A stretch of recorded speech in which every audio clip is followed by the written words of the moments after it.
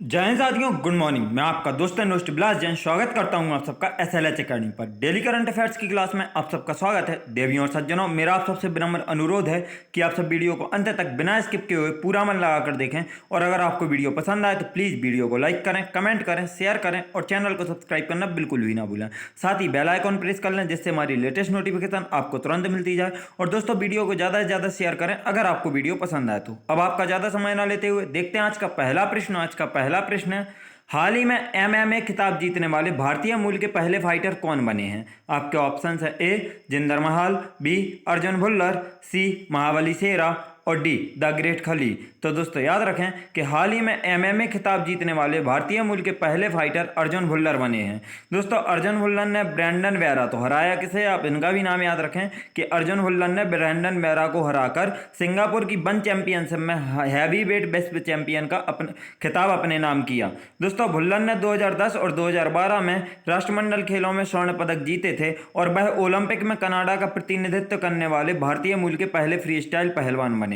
अब यहाँ से दोस्तों आपको याद रखना है जो पॉइंट्स वह अच्छे से याद रखें कि अगर आपसे पूछा जाए कि कनाडा का प्रतिनिधित्व करने वाले कहाँ, ओलंपिक में, तो ओलंपिक में कनाडा का प्रतिनिधित्व करने वाले भारतीय मूल के पहले फ्री स्टाइल पहलवान कौन थे? तो अर्जुन भुल्लर थे। और अर्जुन भुल्लर ही हैं पहले भारतीय मूल के फाइटर जिन्होंने एमएमए खिताब अपने नाम किया है या जीता है। और इन्होंने एमएमए खिताब कहाँ जीता है? तो सिंगापुर की वन चैंपियनशिप में हैवीवेट विश्व चैंपियन का खिताब अपने नाम किया है। और हराया किसे है? तो ब्रैंडन वेरा को हराया है। इतने पॉइंट्स आपको इस क्वेश्चन से याद रखने हैं। देखते हैं आज का अगला प्रश्न। आज का अगला प्रश्न है, तिब्बती निर्वासित सरकार के प्रेसिडेंट कौन बने हैं? आपके ऑप्शंस हैं ए ह्योंगतेंग, बी बोला मामू, सी कोयोझोंग और डी पेनपा त्सेरिंग। तो दोस्तों याद रखें कि तिब्बती निर्वासित सरकार के प्रेसिडेंट पेनपा त्सेरिंग को नियुक्त किया गया है। दोस्तों, भारत, नेपाल, उत्तरी अमेरिका, यूरोप, ऑस्ट्रेलिया और अन्य जगहों पर निर्वासन में रह रहे लगभग 64,000 तिब्बतियों ने चुनाव में मतदान किया जो जनवरी और अप्रैल में 2 दौर में हुआ था।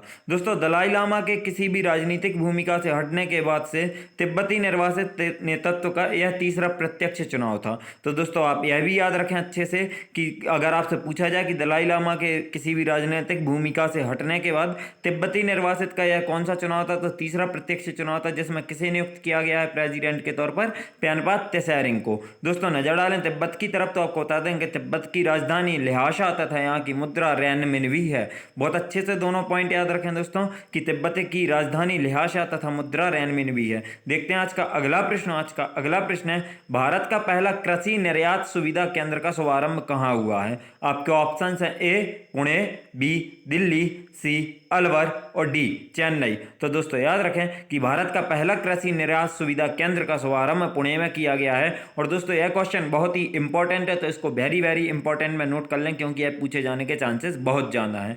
दोस्तों, Maharashtra Chamber of Commerce, Industry and agriculture, तो फर्स्ट इंस्टीट्यूट का नाम अच्छे से याद रखें क्योंकि 2 इंस्टीट्यूट मिलकर यह काम कर रहे हैं। तो Maharashtra Chamber of Commerce, Industry and Agriculture ने National Bank for Agriculture and Rural Development मतलब नाबार्ड के सहयोग से, तो दोनों को आपको याद रखना है कि एमसीसीआईए और नाबार्ड ने मिलकर सहयोग से पुणे में भारत का पहला कृषि निर्यात सुविधा केंद्र शुरू किया है। नया सुविधा केंद्र कृषि क्षेत्र में निर्यातकों के लिए वन स्टॉप सेंटर के रूप में काम करेगा और साथ ही वैश्विक मानकों के अनुसार इस क्षेत्र में कृषि निर्यात को बढ़ावा देगा। नजर डालें दोस्तों नाबार्ड की तरफ तो आपको बता दें कि नाबार्ड की स्थापना 12 जुलाई 1982 को हुई थी।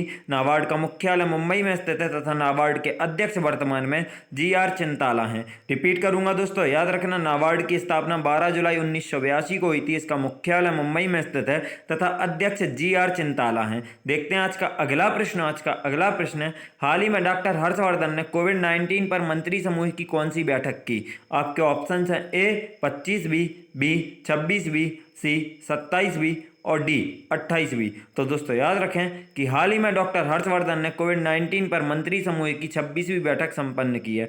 दोस्तों 26वीं GOM बैठक में सूचित किया गया कि कोविन प्लेटफॉर्म सरकार ने वैक्सीन अपॉइंटमेंट के पंजीकरण और बुकिंग के लिए एक वेबसाइट विकसित की है जिसे जल्दी हिंदी और 14 अन्य क्षेत्रीय भाषाओं में उपलब्ध कराया जाएगा। नजर डालें अगर हम दोस्तों इस बैठक के महत्वपूर्ण पहलुओं की तरफ तो बैठक के प्रमुख परिणाम क्या थे आपको बता दें कि INSAC COG भारतीय SARS CoV-2 genomics consortium network में लगभग 17 अन्य प्रयोगशालाओं को जोड़ा जाएगा। इन प्रयोगशालाओं को कोविड-19 वेरिएंट की निगरानी के लिए जोड़ा जा रहा है। वर्तमान में इस नेटवर्क में 10 प्रयोगशालाएं हैं। तो अगर दोस्तों अगर यह 17 और जुड़ेंगी तो 10 और 17 मिलाकर 27 टोटल प्रयोगशालाएं हो जाएंगी। वर्तमान में 10 हैं और 17 जोड़े जाने का प्रस्ताव इस बैठक में लिया गया है। म्यूकोरमिकोसिस नामक कोविड-19 ब्लैक फंगल संक्रमण के इलाज के लिए एम्फोटेरिशन बी के उत्पादन को बढ़ाया जाएगा। तो दोस्तों अगर आपसे पूछा जाए कि ब्लैक फंगल संक्रमण के इलाज के लिए किसका उपयोग किया जा रहा है, तो एम्फोटेरिशन बी का उपयोग किया जा रहा है और इसका उत्पादन बढ़ाए जाने के लिए इसकी बैठक में बात की गई है। और इसका दूसरा नाम क्या है, तो म्यूकोरमिकोसिस। आपको बहुत अच्छे से याद रखना है दोस्तों, म्यूकोरमिकोसिस नामक कोविड-19 ब्लैक फंगल संक्रमण। तो ब्लैक फंगल संक्रमण का नाम म्यूकोरमिकोसिस है। देखते हैं आज का अगला प्रश्न। आज का अगला प्रश्न है, हाल ही में माली के प्रधानमंत्री कौन बने हैं? आपके ऑप्शन हैं ए मोख्तर ओउने, बी रैकने चाकर, सी बिकले आवर और डी गोरा कोके। तो दोस्तों बहुत अच्छे से याद रखना है कि हाल ही में माली के प्रधानमंत्री मोख्तर ओउने को नियुक्त किया गया है। इब्राहिम बाउकर कीता 2020 में उन्हें कार्यवाहक सरकार के प्रधानमंत्री के रूप में नियुक्त किया गया था। तो दोस्तों किसे किया गया था 2020 में? इब्राहिम बाउकर कीता को 2020 में कार्यवाहक सरकार के प्रधानमंत्री के रूप में नियुक्त किया गया था। राष्ट्रपति बाह एंड डा के निर्देशों के तहत ओउने को राजनीतिक वर्ग के लिए जगह के साथ एक नई सरकार बनानी होगी और इसके साथ ही मोख्तर ओउने को माली का प्रधानमंत्री नियुक्त किया गया है। नजर डालें अगर माली की तरफ, आपको बता दें तो माली पश्चिमी अफ्रीका में एक स्थल सीमा देश है। यह अफ्रीका का 8वां सबसे बड़ा देश है। तो क्षेत्रफल के दृष्टिकोण से यह 8वां सबसे बड़ा देश है अफ्रीका महाद्वीप का। इसकी राजधानी क्या है, तो माली की राजधानी बमाको है तथा मुद्रा पश्चिम अफ्रीकी CFA फ्रैंक है। दोनों पॉइंट बहुत अच्छे से याद रखें दोस्तों कि माली की राजधानी बमाको है, मुद्रा पश्चिम अफ्रीकी CFA फ्रैंक है। साथ ही याद रखें दोस्तों कि यहाँ के प्रधानमंत्री कौन बने हैं माली के, तो मोख्तर ओउने को यहाँ का प्रधानमंत्री नियुक्त किया गया है। और राष्ट्रपति कौन है, तो बाह एंडा यहाँ के राष्ट्रपति हैं। देखते हैं आज का अगला प्रश्न। आज का अगला प्रश्न है, अपना सबसे शक्तिशाली सुपर कंप्यूटर सीमोर्ग किस देश ने बनाया है? आपके ऑप्शन है A Iraq, B Iran, C America और डी भारत। तो दोस्तों याद रखें कि अपना सबसे शक्तिशाली सुपर कंप्यूटर सीमोर्ग ईरान देश ने बनाया है। दोस्तों यह ईरान के अब तक के पिछले सुपर कंप्यूटर से 100 गुना अधिक शक्तिशाली है। सुपर कंप्यूटर को तेहरान के अमीर कबीर प्रौद्योगिकी विश्वविद्यालय द्वारा स्वदेशी रूप से विकसित किया गया है। इसका नाम एक पौराणिक फीनिक्स जैसे पक्षी सीमोर्ग के नाम पर रखा गया है। तो दोस्तों अगर आपसे पूछा जाए कि सीमोर्ग का नाम, मतलब सुपर कंप्यूटर का नाम सीमोर्ग किसके नाम पर रखा गया है, तो एक पक्षी के नाम पर रखा गया है। वर्तमान में सीमोर्ग का प्रदर्शन क्षमता 0.56 पेटाफ्लॉप्स है। तो आपको यह इसकी क्षमता भी याद रखना है, जिसकी वर्तमान में 0.56 पेटाफ्लॉप्स है और भविष्य में इसकी 1 पेटाफ्लॉप्स तक होने की संभावना है। सुपर कंप्यूटर का इस्तेमाल आर्टिफिशियल इंटेलिजेंस, वर्कलोड, ट्रैफिक और वेदर डाटा को इमेज प्रोसेसिंग के लिए किया जाएगा। तो दोस्तों सुपर कंप्यूटर का उपयोग क्या किया जाता है या कैसा उपयोग किया जाता है, तो आपको यह भी पता होना चाहिए कि आर्टिफिशियल इंटेलिजेंस, वर्कलोड, ट्रैफिक और वेदर डेटा और इमेज प्रोसेसिंग के लिए किया जाता है सुपर कंप्यूटर का। और दोस्तों आपको बता दें कि ईरान की राजधानी तेहरान है। आपको यह याद रखना है बहुत अच्छे से दोस्तों सब कुछ। देखते हैं आज का अगला प्रश्न। आज का अगला प्रश्न है, खेल मंत्रालय ने खिलाड़ियों के लिए पंडित दीनदयाल उपाध्याय राष्ट्रीय कल्याण योजना के तहत पूर्व एशियाई स्वर्ण पदक विजेता जोसेफ जेम्स को कितने रुपए की सहायता राशि की घोषणा की है? आपके ऑप्शन है ए 3,50,000 रुपए, बी 1,50,000 रुपए, सी 5,50,000 रुपए और डी 2,50,000 रुपए। तो दोस्तों याद रखें कि खेल मंत्रालय ने खिलाड़ियों के लिए पंडित दीनदयाल उपाध्याय राष्ट्रीय कल्याण योजना के तहत पूर्व एशियाई स्वर्ण पदक विजेता जोसेफ जेम्स के लिए 2,50,000 रुपए की सहायता राशि की घोषणा की है। दोस्तों याद रखना है कि जोसेफ ने पावर लिफ्टिंग में 2006 में एशियाई खेलों में और 2008 में एशियन पावर लिफ्टिंग चैंपियनशिप में स्वर्ण पदक जीता है। 2 बार इन्होंने स्वर्ण पदक जीता है, पहली बार 2006 में एशियाई खेलों में और दूसरी बार 2008 में एशियन पावर लिफ्टिंग चैंपियनशिप में। तो आपको दोनों पॉइंट बहुत अच्छे से याद रखने हैं दोस्तों। देखते हैं आज का अगला प्रश्न। आज का अगला प्रश्न है, पर्यावरण वन एवं जलवायु परिवर्तन मंत्रालय MOEFCC के अनुसार 2009-10 और 2020-21 के मध्य पूरे भारत में ट्रेनों की चपेट में आने से कुल कितने हाथियों की मौत हुई है। आपके ऑप्शन है A 200, B 125, C 186 और D 120। तो दोस्तों याद रखें कि पर्यावरण वन एवं जलवायु परिवर्तन मंत्रालय के अनुसार 2009-2010 और 2020-21 के मध्य पूरे भारत में ट्रेनों की चपेट में आने से कुल 186 हाथियों की मौत हुई है। 186 हाथियों की मौत हुई है दोस्तों ट्रेन की चपेटों में आने से। और कब से? 2009-10 से लेकर 2020-21 के बीच के दशक में। असम में रेल की पटरियों पर सर्वाधिक संख्या 62 में हाथियों की मौत हुई है। तो अगर आपसे पूछा जाए कि रेल की पटरियों पर सर्वाधिक संख्या में हाथियों की मौत कहाँ हुई है, तो असम में। और कितने? 62। इसके बाद पश्चिम बंगाल दूसरे स्थान पर 57 और उड़ीसा 27 हाथियों के साथ तीसरे स्थान का है।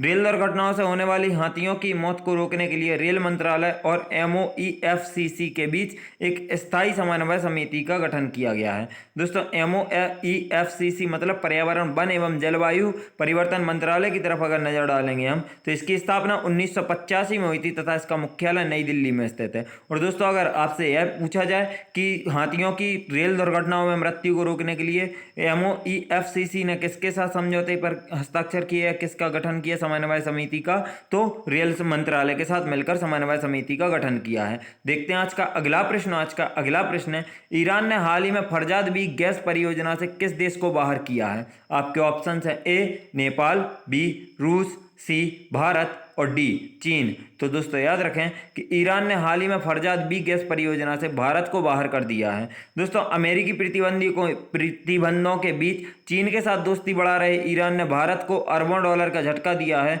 ईरान ने इस विशाल गैस फील्ड को डेवलप करने का ठेका देश की एक स्थानीय कंपनी पेट्रा पार्स ग्रुप को दे दिया है। तो दोस्तों बहुत अच्छे से याद रखना कि फरजाद बी गैस परियोजना के जो फील्ड को डेवलप करने का किसको ठेका दिया गया है, कंपनी का नाम द पेट्रा पार्स ग्रुप को दिया गया है। बता दें कि इस गैस फील्ड की खोज भारत की ONGC विदेश लिमिटेड ने की थी। तो इस गैस की फील्ड की खोज किसने की? ONGC ने की थी। ईरान ने अब इस गैस फील्ड को खुद ही विकसित करने का फैसला किया है। नजर डालें दोस्तों ONGC की तरफ, तो आपको बता दें कि ONGC का मुख्यालय दिल्ली में स्थित है तथा ONGC के वर्तमान में CEO शशि शंकर हैं। ONGC के संस्थापक भारत सरकार है तथा इसकी स्थापना 14 अगस्त 1956 को हुई थी। तो दोस्तों ONGC की स्थापना, मुख्यालय और CEO बहुत अच्छे से याद रखें कि इसकी स्थापना 14 अगस्त 1956 को हुई थी। इसके CEO वर्तमान में शशि शंकर हैं तथा इसका मुख्यालय नई दिल्ली में स्थित है। देखते हैं आज का अगला प्रश्न। आज का अगला प्रश्न है, CCI ने हाल ही में किस बैंक की सहायक कंपनियों को GPL finance and investment limited को बेचने की मंजूरी दे दी है। आपके ऑप्शन है A bank of Baroda, B Canara bank, C yes bank और D भारतीय स्टेट बैंक। तो दोस्तों याद रखें कि CCI ने हाल ही में यस बैंक की सहायक कंपनियों को GPL finance and investment limited को बेचने की मंजूरी दे दी है। भारतीय प्रतिस्पर्धा आयोग ने हाल ही में यस बैंक की म्यूचुअल फंड सहायक कंपनियों को GPL finance and investment limited को बेचने की मंजूरी दे दी है। दोस्तों नजर डालेंगे अगर यस बैंक की तरफ, तो यस बैंक की स्थापना साल 2004 में हुई थी। इसका मुख्यालय मुंबई में स्थित है। दोनों पॉइंट बहुत अच्छे से याद रखें दोस्तों। साथ ही याद रखें कि यस बैंक के वर्तमान में CEO प्रशांत कुमार तथा संस्थापक राणा कपूर हैं। रिपीट करूंगा दोस्तों कि यस बैंक की स्थापना 2004 में, मुख्यालय मुंबई में, CEO वर्तमान में प्रशांत कुमार तथा संस्थापक राणा कपूर हैं। देखते हैं आज का अगला प्रश्न। आज का अगला प्रश्न है, 20 मई को विश्व भर में कौन सा दिवस मनाया जाता है। आपके ऑप्शन है A विश्व विज्ञान दिवस, B विश्व डाक दिवस, C विश्व महिला सुरक्षा दिवस और D विश्व मेट्रोलॉजी दिवस। तो दोस्तों याद रखें कि 20 मई को विश्व भर में विश्व मेट्रोलॉजी दिवस मनाया जाता है। यह दिवस अंतर्राष्ट्रीय स्तर पर मेट्रोलॉजी और इससे संबंधित क्षेत्र में उसकी उन्नति के बारे में जागरूकता बढ़ाने के लिए मनाया जाता है। तो दोस्तों क्यों मनाया जाता है कि मेट्रोलॉजी से संबंधित क्षेत्र में उसकी उन्नति, मेट्रोलॉजी की उन्नति के बारे में जागरूकता बढ़ाने के लिए मनाया जाता है। नजर डालेंगे दोस्तों विश्व मेट्रोलॉजी दिवस के बारे में विस्तृत जानकारी के साथ। तो वर्ल्ड मेट्रोलॉजी डे 17 देशों के प्रतिनिधित्व द्वारा पेरिस फ्रांस में 20 मई 1875 को आयोजित मीटर कन्वेंशन के हस्ताक्षर की वर्षगांठ को चिन्हित करने के लिए मनाया जाने वाला एक वार्षिक उत्सव है। तो दोस्तों इसकी वर्षगांठ कहाँ से और शुरुआत कहाँ से होती है? 20 मई 1875 से पेरिस फ्रांस से इसकी शुरुआत होती है, जहां 17 देश के प्रतिनिधियों में एक मीटर कन्वेंशन पर हस्ताक्षर किए जाते हैं। दोस्तों विश्व मेट्रोलॉजी दिवस परियोजना का कार्यान्वयन International Organization of Legal Metrology, आप दोनों इंस्टीट्यूट के नाम याद रखना दोस्तों कि International Organization of Legal Metrology पहला और Bureau International dash points at Messrs द्वारा संयुक्त रूप से किया जाता है। तो दोनों के नाम आपको क्या याद हैं, अच्छे से रखना है दोस्तों कि International Organization of Legal Metrology और Bureau International dash points at Messrs द्वारा संयुक्त रूप से मनाया जाता है। दोस्तों इसका अगर हम नज़र डालेंगे International Organization of Legal Metrology की तरफ, तो इसका मुख्यालय पेरिस फ्रांस में स्थित है तथा इसकी स्थापना 1955 में हुई थी। दोनों पॉइंट बहुत अच्छे से याद रखें दोस्तों कि International Organization of Legal Metrology की स्थापना 1955 में हुई थी तथा मुख्यालय पेरिस फ्रांस में स्थित है।